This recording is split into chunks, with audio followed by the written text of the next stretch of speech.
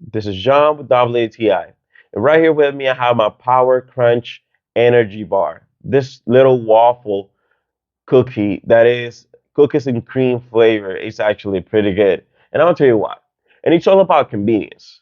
Like I play basketball, I play football, and sometimes I have problems with my insulin levels that they go drop down a little bit, and I start to be feeling a little bit fizzy or the big headache or nauseous.